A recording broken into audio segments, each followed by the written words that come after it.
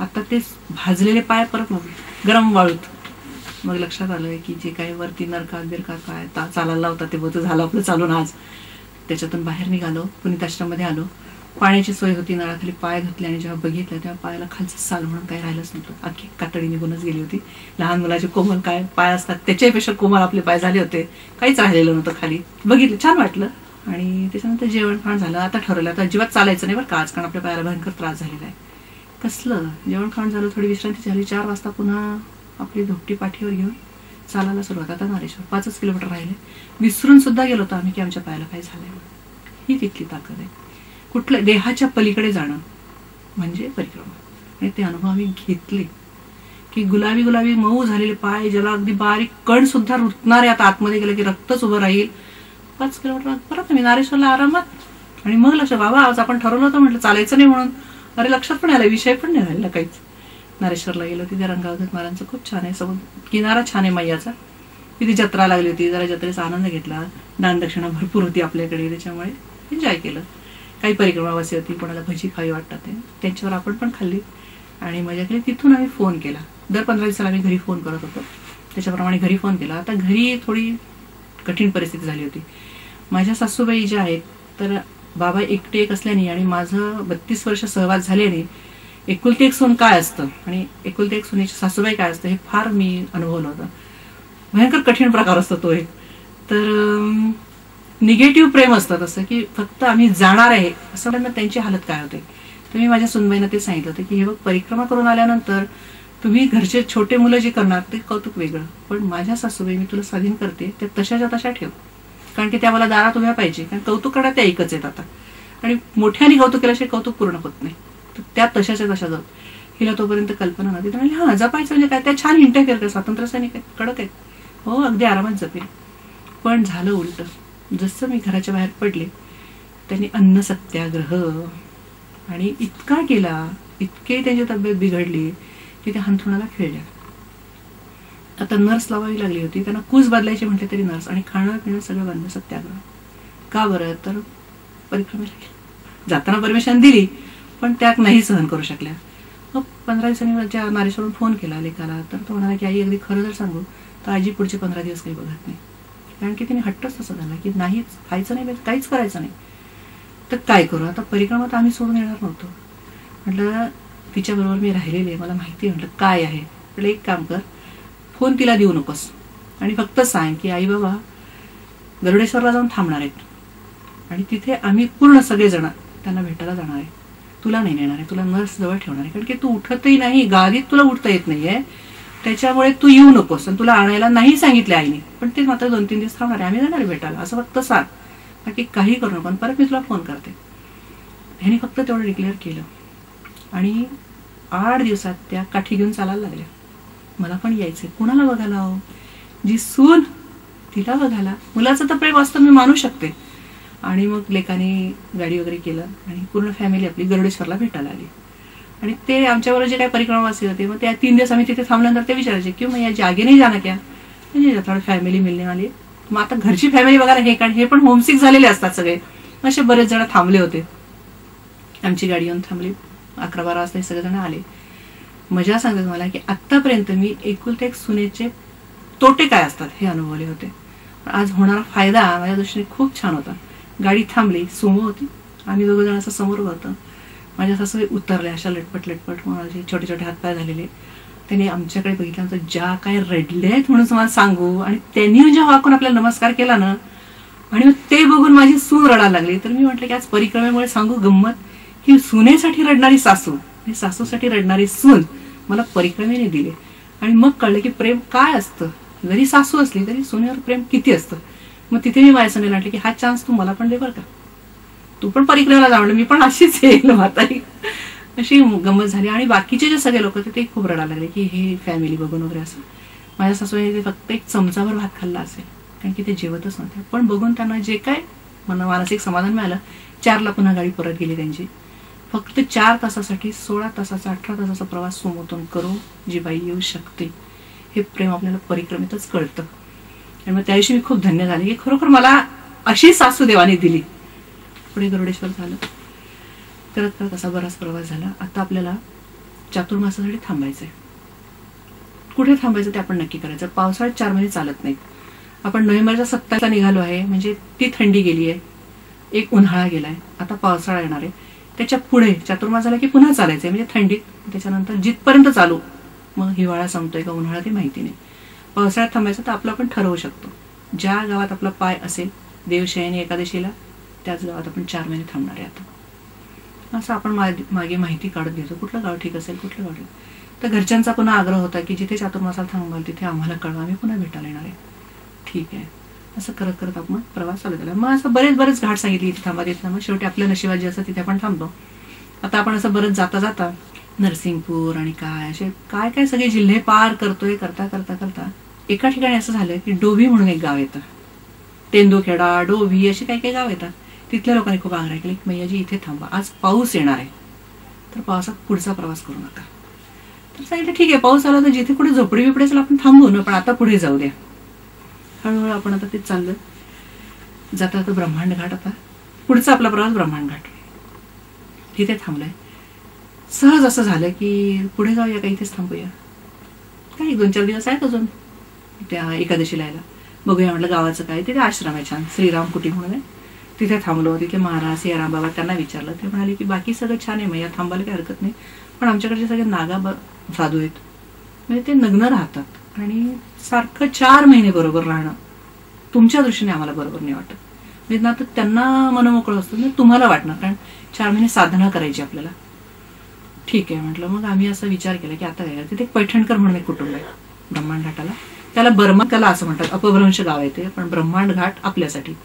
तिथे पैठणकर म्हणून एक कुटुंब आहे. तर त्यांना जाऊन महाराष्ट्रीयन आहे, दत्ताचं मंदिर आहे. तिथे दत्ताच्या मंदिरात दर्शन घेतलं आणि बाबांनी सहज असं विचारलं, काय कोणी आहात का महाराष्ट्रीयन, असं म्हटलं. आणि एका घरातून हे बाहेर आले. म्हणजे या. खूप आनंद झाला, त्यांना ओळख झाली. खूप मोठं खटलं आहे, 3 मुलं, नातवंड, बाई, सगळं गाई गुरं सगळं. विचारलं त्यांना थांबवा का, त्यावेळी तुमची बरी, तुम्ही थांबवत असाल सगळं सहकार्य आम्ही करू. थांबायचं ठरवलं. मग खोरी भाड्याने घ्यायचं ठरलं. आता आपण परिक्रमेत चालणार नाहीये ना, मग आपल्याला काही अधिकार नाही की कोणाचं काही घेऊन खायचं. आता तुमचा खर्च तुम्ही करू शकता, असं आम्ही ठरवलं. मग आता पैठणकरांना सांगितलं की घरी फोन लावू द्या. घरी फोन लावला. मग लेकाला सांगितलं यांच्या बँकेच्या खात्यावर पैसे पाठव, आणि भरपूर पैसे पाठवले. मग आम्ही खोली भाड्याने घेतली. खोली अशी घेतली की समोर मैया, तिच्या किनारीच घेतली. 4 महिन्याचं भाडं त्यांना देऊन टाकलं. संडास बाथरूम स्वतंत्र होतं, कारण पहाटे आपण 3-4ला उठणार आहे आता. तर छान सगळी सोय केली. आता तिथल्या सगळ्या लोकांनी सांगितलं की तुमच्याकडे एका कमंडल शिवाय आहेच काय, तुम्ही मार घर मांडलं, बाकीचं काय. म्हटलं तिला काळजी आहे ना, ती पाहिल ना काय. नाही तर मला काय करायला लागतं की रोज लकडी कंडा गोळा करायला जायला लागतो. आता पावसाळ्यात कुठला लकडी कोंडा मिळणार आपल्याला, ठीक आहे, ती बघेल काय ते. आणि ह्या पैठणकर कुटुंबाने तुम्हाला सांगते, गॅस सकट, प्रेशर कुकर, खुर्च्या, ताटं, वाट्या, भांडी सगळं सामान आणून टाकलं. आणि कुठे चमच्यासाठी सुद्धा कुठे जायचं नाही. आम्ही त्याच्यासाठी यायचंय. तर जी असं परिक्रमेतला अलिखित नियम आहे की जी सुखसुविधा मला घरी आहे ती जर माझ्या नशिबात आहेच तर ती मला जंगलात पण मिळणार आहे. त्याची काळजी मी नाही करायची. ती सोडून दे, तुला ती तिथे आहे, आणि जर नसेल तर तुला इथे पण नाहीये. तर इथे जर मी गॅसवर स्वयंपाक करते, मला तिथे सुद्धा गॅसच मिळाला, कुठेही जायला लागलेलं नाही. झकास गॅस, प्रेशर कुकर, पुन्हा पुण्यासारखं सगळं व्यवस्थित सुरू झालं. आता आपल्याकडे आपलं किराणा आणणं होतं, ते झालं. 2 खुर्च्या त्याने बसायला की 2 जण मैया किनारा बघत बसा, खुर्च्यांवर बसा. परिक्रमेत नियम आहे उच्च स्थानावर बसू नये, आपला अहम वाढतो. आता तिथे आम्ही 2घच होतो, छान राहिलो. आणखी खूप धमाल अशी केली की नंतर आम्हाला कळालं की हा ब्रह्मांड घाट फक्त ब्राह्मणांसाठी साधनेला आहे. ब्रह्मदेवाने तिथे साधना केलेली आहे. का बरं, तर त्याच्या हातून जे काही खोटं बोलण्याचं एक पातक घडलं होतं त्याच्या बदल्याने, तर त्यांनी तिथे दीपेश्वर महादेवाची स्थापना केली. त्याला फक्त दीपदान, त्याचंच महत्व आहे. आता 4 महिने जर आपण थांबणार आहे तर दीपदान आपण करू शकणार आहे. ते करायचं आपल्याला संधी मिळाली. आणि मैया किनारा खूप छान होता जवळ, त्यालाही 100-150 पायऱ्या आहेत. मग असं आता चातुर्मासात आम्ही काय साधना केली ही जर मी माझ्या तोंडाने सांगितलं तर त्याचं पुण्य कमी होतं. म्हणून बाबा तुम्हाला ते सांगतील त्यांच्या वर्णनामध्ये. म्हणजे त्यांनी खूप सहभाग घेतला. आणि आता मी खूप कृतज्ञता व्यक्त करते की खरोखर जितकी चांगली सासू मिळाली तितकाच छान नवरा मिळाला. की नवरा काय असतो किंवा सहजीवन काय असतं ते खरोखर आमच्या बाबांकडून खरोखर शिकण्यासारखं आहे. आणि ते त्यांच्या याच्यात सांगतील ते काय काय त्यांनी केलं ते. आणि 4 महिने आम्ही जे आवश्यक आहे ते सगळं केलं. दिवाळी तिथेच आली. पुन्हा सगळा परिवार आला. तर माझ्या सोन्याने सासूबाईने सांगितलं की तुम्हाला आता दिवाळीला आम्ही नाही नेणार, त्यावेळेला तुझी काही गरज नाही मला. त्या आता अगदी उत्कृष्ट झालेल्या होत्या, तब्येत छान. त्या सगळ्यात पुढे दिवाळीला आल्या. काय तुमच्याशिवाय दिवाळी घरी करायची आम्हाला, म्हणून सगळ्यांनी दिवाळी खूप छान झाली. तिचे आई वडील आले होते, मुलं सगळी आली. त्यांनी येताना कॅमेरा वगैरे आणला आणि मग तिथे मग मुलांनी मोबाईल घेऊन दिला आम्हाला 4 महिन्यासाठी की आई बाबा तुम्हाला असं तसं. मग माझे काही मी नियम केले होते की जरी त्यांनी मोबाईल घेतला तरी मला नाही बोलायची. माझी अशा कुठल्या इच्छाच राहिलेल्या नव्हत्या की ते घरी. बाबांना थोडं होतं, त्यांनी खूप घेतला अनुभव. मग एकाने लॅपटॉप आणून दिला बाबांना तिथे. मग बाबा तिथे मराठी टायपिंग वगैरे शिकले. त्यांचं त्यांनी केलं. त्यांनी सांगितलं हे बाबा ते देव धर्म ते तुझं पूजापत्र तू कर, त्याच्यात मला गुंतवू नको, पण तुला सहकार्य मी करतो. तर त्यांनी सहकार्य काय केलं ते सांगतील. आणि मग आता 4 महिने आपले संपलेत. परिक्रमेत पुन्हा सुरू करायची आपल्याला. मग त्या दृष्टीने आपण पुन्हा प्रवास सुरू केलाय. आता हे करत असताना थोडं आपण पुढे जातो. तर ब्रह्मांडघाट सोडला. ब्रह्मांडघाटच्या पुढे गेलो, तिथे बेडाघाट येतं जबलपूरच्या आधी. जर का पृथ्वीवरचा स्वर्ग बघायचा असेल तर बेडाघाटला जावं. आणि मला खूप आवडलेलं ठिकाण बेडाघाट. आता चाललोय आपण पायी. पायी जाण्यातच मजा, गाड्या वड्याने अजिबात जाऊ नका. तेवढा पट्टा तरी पायी जा. असे संगमरमरचे खडक आहेत, त्या खडकांवरून आपण जातोय. नितळ पाणी आहे, तिचं नुकतं पावसाळा झालेला आहे, त्याच्यामुळे अथांग आहे ती. आणि ती अशी सगळी चालली आहे. आणखी संगमरमरचा दगड बघायला खूप सुंदर आहे. चालायला पायाला पार चिराचिरा करतो आपल्या, पण आपल्याला चालायचंय म्हणून आपण चालायचंय. तिच्याकडे बघत बघत आपण जातोय. असं करता करता मी जी देवी सप्तशती वाचत होती त्याच्यामध्ये महिषासुराचा वध आहे. त्याच्यामध्ये तिचं काय आक्रमक रूप असलं असं माझ्या डोळ्यासमोर मी उगीच आणायची. तिथे गेल्यानंतर लक्षात आलं की असा संगमरमरचे जे पहाड आहेत त्याला हिने आधी अगदी छान शांत आहे आणि पुढचा जो टप्पा आहे तिने त्यांना फोडून टाकलाय. ते 2 पहाड विलगच केले, त्याच्यामधून ती वाहते. तो फोडण्याचा जो आवेश आहे तिचा, त्याचे जे काही तुषार उडतात तसं जाळ इंद्रधनुष्य होतं खालपासून वरपर्यंत. त्याच्यातून आपण जातोय आणि दोन्ही साईडने असं तुषार उडतात आहे. खरोखर असं वाटते इथेच संपावं बस. आणि त्याच्यातून पुढे जायचं म्हणजे मला सकाळी बाबा म्हटलं कशाला पुढे जायचं, एवढ्यासाठी गेला 8 तास. म्हणे नको, परिक्रमा आहे आपली. तिथून पुढे आपण निघतो. एका वळणावरती पाठीमागे काय चाललं त्याचा मागबूस पण नाही. इतकी सुंदर ऐश्वर, इतकी शांत की तिथे नौका नयन बियन सगळं काही. दोन्ही साईडला असे संगमरमरचे उंच पहाड आहेत, मधून ती वाहते. पुढे एक आश्रम लागतो, त्या आश्रमात आम्ही थांबलो. म्हटलं बाबाजी काय सुंदर होतं तिथे. आणि परिक्रमा वाचणे त्याच्यातही गुंतायचं नाहीये. पाहिलं बस. म्हणजे आता हे कळलं का की तिच्या परिक्रमा का करायची आपण, तिच्यातून काय शिकला तुम्ही. आता मी काही फारसं शिकले वगैरे नव्हते. म्हणजे हे बघा, आपण जे एखादं कार्य केलं की त्याचं ओझं आपण घेऊन फिरतो की मी केलं. पाठीमागचं सारखं आठवत राहतो आणि या ओझ्याने माणूस दबून जातो, कारण अहम वाढतो. तिने पाठीमागे काय केलं, पुढे मागमूस सुद्धा नाही. पाठीमागचं पाठीमागे, पुढे ती पुन्हा शांत. आता या आवेशाची गरज नाही, तिला कोणाला सांगायची गरज नाही मी मागे काय केलं. बघायचं तर मागे जाऊन बघा. पुढे ती अशी वाहते. हे खूप मला आवडलं. आणखी पुन्हा मग आता संगमरमरचा असा चुरा झाला होता. त्रिकोणी दगड झाले होते संगमरमरचे. तिथून चालायचं आपल्याला. कपच्या काय असतात, देखणे खूप हो. करत आपण बेडाघाट पण पार केला. बेडाघाटच्या पण किनाऱ्याला खूप छान आश्रम आहेत, खूप चांगल्या जागा आहेत. आणि सौंदर्याचा अनुभव सौंदर्य आहे. डोळे पाहिजे आपल्याला, दृष्टी ती पाहिजे की. खूप करत आपण बरंच साठवण करत आता जबलपूरला आलो. जबलपूरला ग्वारीघाट आहे. ग्वारीघाटचं सौंदर्य छान आहे. म्हणजे नयन मनोहर जर बघायचं असेल म्हणजे विदाऊट मेकअप, आणि हे बेडाघाटचं विदाऊट मेकअप. आणि ते मेकअप आला खूप असं शानदार रोषणाई आहे. आणि मध्ये देऊळ आहे.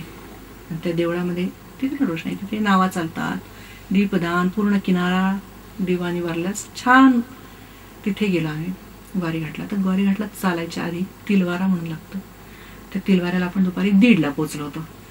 आता दानदक्षिणा भरपूर होती, त्याच्यामुळे म्हटलं आता कुठे स्वयंपाक पाणी नको करायला, काय समोसे बिमोसे वडे खाऊया, थोडा वेळ आराम करूया, पुढे निघूया. आज आपल्याला ग्वारीघाटला जायचं. जरा मोठा टप्पा होता. संध्याकाळी निघालं 4-4:30ला. विचारलं लोकांना ग्वारीघाट किती आहे तिलवाऱ्यापासून. म्हणजे 5 किलोमीटर. 4 वाजता निघालं तरी चालते, काय 6 वाजेला पोचतोच की. 4 वाजता निघालो.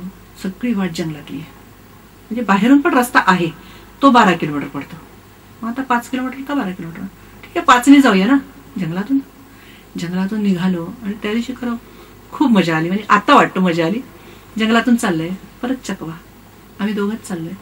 ह्या वाटेने जा, त्या वाटेने जा, इथून परत वाटच संपते पुढे.